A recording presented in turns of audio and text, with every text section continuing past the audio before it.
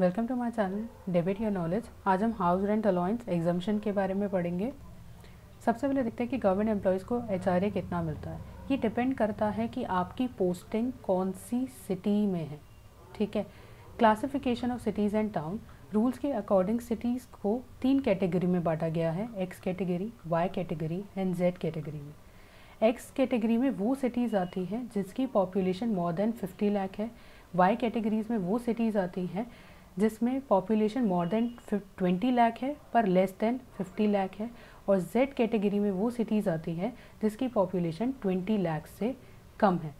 और इसकी लिस्ट आपको आराम से गूगल पे अवेलेबल हो जाएगी। आप बस सर्च कर लेना गूगल पे XYZ सिटी क्लासिफिकेशन, तो आपको मिल जाएगा कि कौन कौन सी सिटीज़ एक्स कैटेगरी में आती है, वाई कैटेगरी में आती है, जेड कैटेगरी में आती है।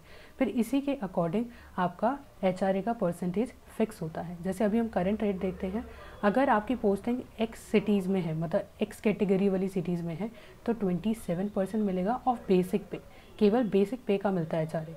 और अगर वाई कैटेगरी में आपकी सिटी आती है तो 18%, जेड कैटेगरी में आती है तो 9% ऑफ बेसिक पे। एक और चीज़ बता दूं, जिस दिन डीए जो है डीएनएस अलाउंस जिस दिन 50% क्रॉस कर जाएगा तो आपका एचआरए रेट बढ़ जाएगा।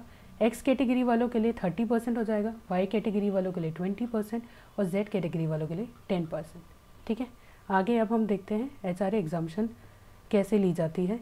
Section 10(13)A of income tax act 1961 के अंतर्गत इसके बारे में बात करी गई है। हमें यहाँ पे सबसे पहले 3 अमाउंट का कैलकुलेशन करना है। फिर इन 3 अमाउंट में से जो भी लीस्ट होगा, मिनिमम होगा, उतनी एग्जाम्पशन आपको मिलेगी। कौन कौन से अमाउंट के बारे में बात हो रही है वो देख लेते हैं।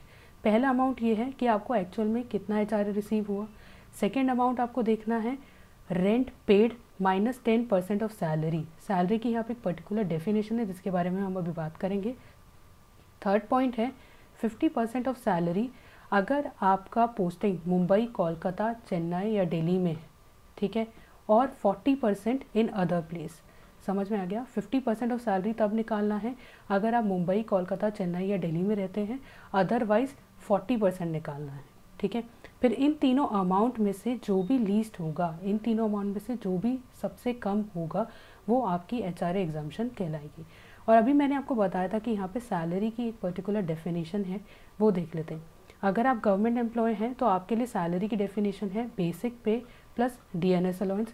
अगर आप नॉन गवर्नमेंट एम्प्लॉय हैं तो फिर आपकी सैलरी की डेफिनेशन है बेसिक पे प्लस डीएनएस अलाउंस। अगर आपको मिलता है डीएनएस अलाउंस और वो आपके रिटायरमेंट बेनिफिट का पार्ट बी बनता है, ठीक है, plus commission percent of turnover, जो एक परसेंटेज मिलता है सेल्स टर्नओवर का, उस कमीशन को भी हम ऐड कर सकते हैं। यहाँ पे एक इम्पॉर्टेंट बात है जो आपको नोट करनी है।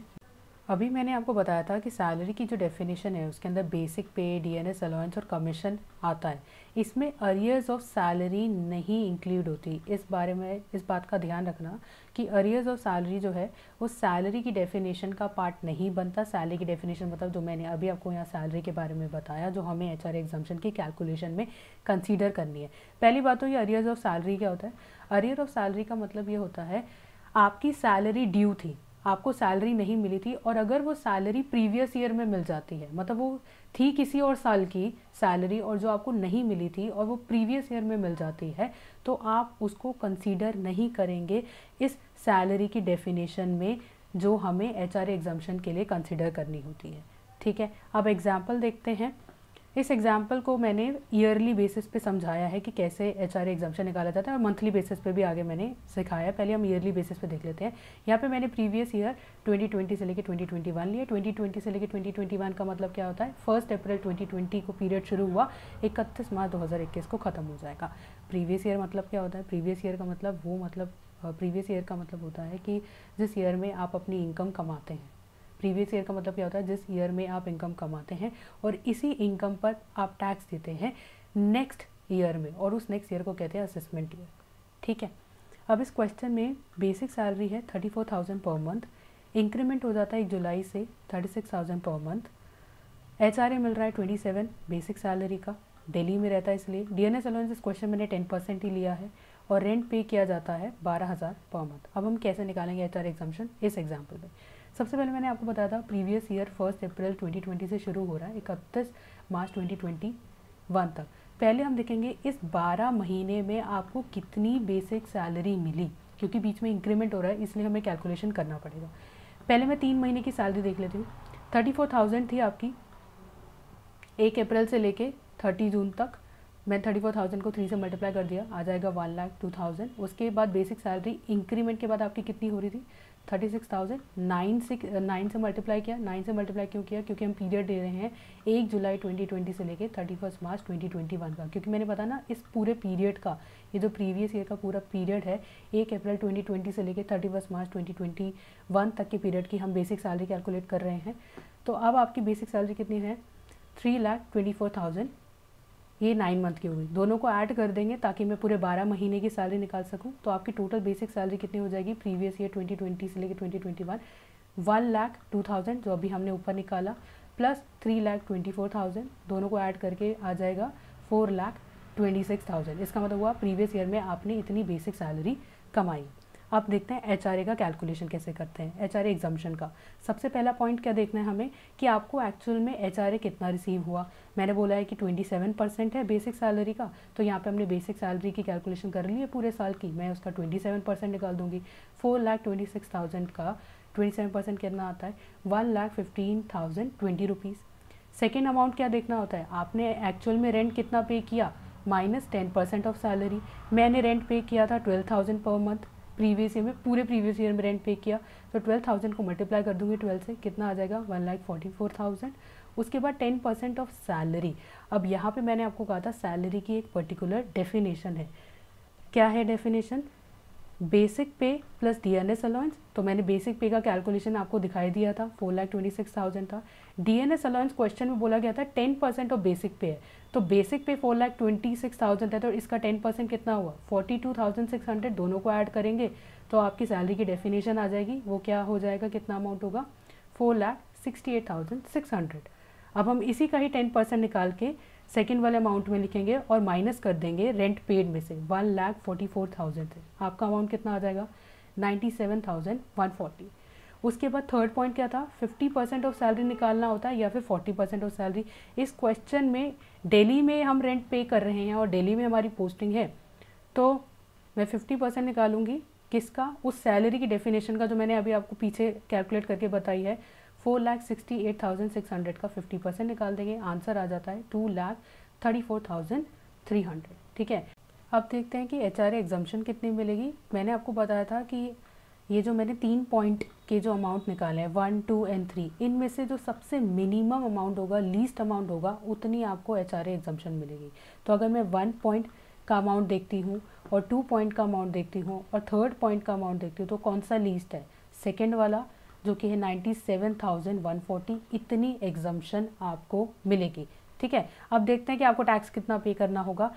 आपको कितना एचआरए रिसीव हुआ, आपको एचआरए रिसीव हुआ था 1,15,020 रुपीज़। इसमें से आप माइनस कर दोगे एचआरए एग्जाम्पशन, कितनी मिल रही है आपको एचआरए एग्जाम्पशन 97,140, मतलब कि आपको 17,880 रुपये के ऊपर टैक्स पे करना होगा।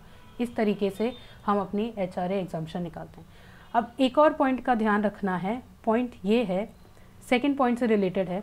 कभी कभार ऐसा होता है कि जो आप 10% ऑफ सैलरी निकाल रहे हो वो रेंट पेड से ज़्यादा आ जाती है, मतलब जितना आप रेंट पे करा है आपने और 10% ऑफ सैलरी उससे ज़्यादा आ जाती है। यहाँ पे मैंने एक एग्जांपल बताया है, जैसे कि आपने रेंट पे किया पिछले साल 1 लाख का पर, और आपकी 10% ऑफ सैलरी 1,20,000 है। तो अब इस केस में मैं रेंट पे को माइनस तो नहीं कर सकती 10% ऑफ सैलरी से, तो इस सिचुएशन में आपको कोई एग्जम्पशन नहीं मिलती है। मैंने क्या बोला, फिर से रिपीट करती हूँ, अगर आपकी 10% of salary is more than rent paid, जितना आपने रेंट पे किया है उससे ज़्यादा है 10% ऑफ सैलरी, तो इस सिचुएशन में आपको कोई एचआरए एग्जम्पशन नहीं मिलेगा। ये सेकेंड पॉइंट के बारे में बात हो रही है, एचआरए एग्जम्पशन के सेकेंड पॉइंट के बारे में। ठीक है, अब मैं एक मंथली वाला भी करके दिखा देती हूँ कि मंथली कैसे एचआरए एग्जम्पशन मिलती है। इस केस में मैं मंथली का कैलकुलेशन 1 जुलाई का कर रही हूँ, मतलब 1 जुलाई से लेकर 31 जुलाई, एक ही महीने का करके दिखा रही हूँ। तो फिर कैसा निकालता है एचआरए एग्जम्पशन। बेसिक सैलरी 1 जुलाई को मैंने आपको बताया था 36,000 थी पर मंथ, तो 36,000 ले लेंगे। सबसे पहला पॉइंट क्या देखना होता है एचआरए एग्जम्पशन में, आपको एक्चुअल में कितना एचआरए रिसीव हुआ। 27% ऑफ बेसिक सैलरी है, तो मैं 36,000 का 27% निकाल दूंगी, जो कि आता है 9720। सेकेंड पॉइंट क्या बोलता है, rent paid minus 10% of salary. तो मैंने यहाँ पे रेंट पे कितना किया है, 12,000 रुपये per month. 10% of salary, salary की यहाँ डेफिनेशन थी, जैसे मैंने आपको बताया था, क्या डेफिनेशन थी, बेसिक पे जो कि 36,000 है, प्लस DNS अलाउंस जो कि 10% ऑफ बेसिक सैलरी है, तो मतलब 3600 हो गया। टोटल कितना आता है, 39,600। इसका 10% निकाल दूंगी, कितना आ जाता है, 3960। 12,000 में से माइनस कर दूंगी इसको, तो कितना आएगा, 8040। उसके बाद थर्ड पॉइंट क्या होता है, 50% ऑफ सैलरी निकालना होता है या फिर 40% ऑफ सैलरी। तो इस केस में भी दिल्ली में ही है तो 50% मिलेगा। तो 3960 जो सैलरी की डेफिनेशन है जो भी हमने निकाली, इसी का 50% निकालोगे, कितना आ जाता है, 19,800। फिर इन तीनों में से जो भी लीस्ट अमाउंट होगा उतनी आपके HRA एग्जम्पशन होगी। लीस्ट कौन सा है, 8,040 रुपये। अब टैक्सेबल अमाउंट कितना होगा जुलाई के मंथ का, आपको एक्चुअल में HRA कितना रिसीव हुआ, 9,720 रुपीज़, माइनस कर देना 8040, इतनी आपको HRA एग्जम्पशन मिल रही है क्योंकि ये लीस्ट अमाउंट था।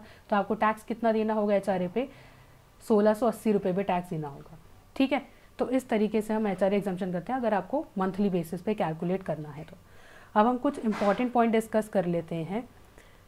कौन से केसेस में HRA एग्जम्पशन नहीं मिलता, अगर आप अपने खुद के घर में रह रहे हो, मतलब कहने का मतलब आप रेंट पे नहीं कर रहे हो, आप कोई रेंट पे नहीं करते हो, अगर आप ऐसे घर में रहते हो जिसके लिए आपको कोई रेंट पे नहीं करना होता, तो आपको HRA एग्जम्पशन नहीं मिलता।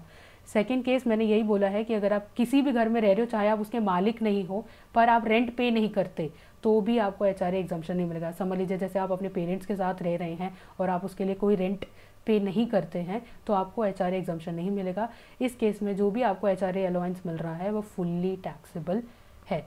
ठीक है, और कभी कभार ऐसा सिचुएशन भी होता है कि कुछ लोग अपने पेरेंट्स के साथ रेंट अग्रीमेंट कर लेते हैं और उनको रेंट पे करते हैं, तो इस केस में HRA एग्जम्पशन मिल जाता है। एक और पॉइंट मुझे यहाँ पे बताना था, HRA अरियर।